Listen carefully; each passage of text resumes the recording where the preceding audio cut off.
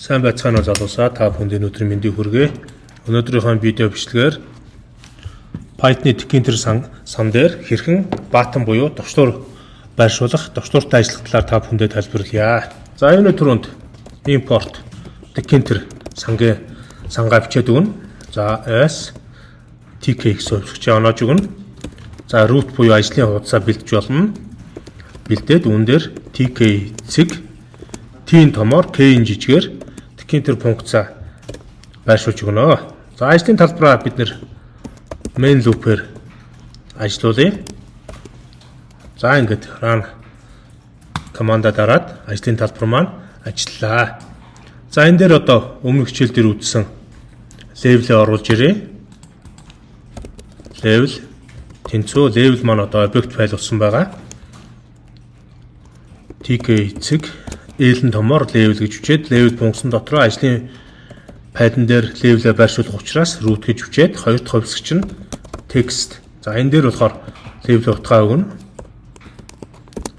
За миний анхны товчдуур гэсэн level-ийн шашгийнхаа нэрийг бичиж өгөөд энэ маань одоо дэлгэсэн дээр хэвлэгдэж харагдана. За ингээд level-ээ ажлын талбар дээр байршуулахын тулд level pick функцаар байршуулж өгнө. За функцлохын ялахын тулд pick-ийн араас purk alt 1-гээ таана. За ингээд ажиллуулад үзье. Run командаа дарлаа. Ажлын талбар дээр миний анхны товчдуур гэсэн level үүссэн байна. За одоо товчдуураа бичээ. За button гэсэн хувьсгчд буюу одоо object file-д button-гаа оноож өгөөд tk цэг button гэд бие үүсгийн томоор бичиж өгнө. За энэ button-а хаана байршуулах вэ гэхээр ажлын талбар дээр байршуулна. Root гэд эхний хувьсгч нь root буюу ажлын талбар дээр байршуулад хоёр дахь хувьсгч нь button-гийнхаа дээр нь товчдуурынх нь одоо нэршлиг текст хэлбэрээр бичиж өгнө. За үүн дээр ямар нэр бичих вэ гэхээр за товчдуур гэж бичижээ. За тэгээд товчдуураа ажлын талбар дээр байршуулахын тулд бид нэр button object file-ныхаа араас цэг тавиад button pick гэж бичээд өгнө. За pick функцаараа бичээд өгөөд run-а дарах юм бол ажлын талбар дээр товчдуур маань үүснэ. За ингээд ерөнхийдөө бол яг энэ дээр гарсан алдаа нь юу байгаа юм бэ гэхээр олон удаа ингээд Tkinter санг ажиллуулахаар бас энэ одоо Mac үйлдвэрлэлийн систем дээр бол алдаа заадаг.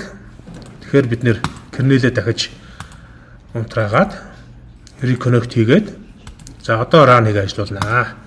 За ингээд ажиллуулахаар ажлын талбар дээр маань миний анхны товчдуур гээд level маань үүссэн байна. Шошго маань. За дараа нь товчдуур гээд товчдуур үүссэн байна.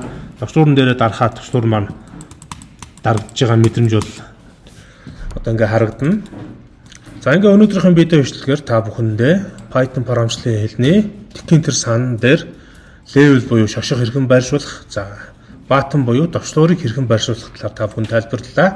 Танд манай контент таалагдсан бол манай бичлэгийг лайк хийж, шеэр хийгээрэй. За мөн сэтгэлдээ бичээрэй, subscribe хийж бидний дэмжээрэй. Анхаарал хандуулсан та бүхэнд баярлалаа.